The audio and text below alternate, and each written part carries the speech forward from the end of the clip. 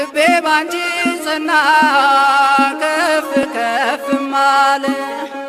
በጠላቶቼ ላይ አፌ ተናገረ በማዳንሽ ሥራ ባሪያሽ ደስ ብሎኛል።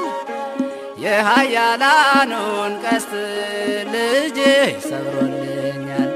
እናቴ ስምሽን ስጠራ አለፈ ያ ሁሉ መከራ።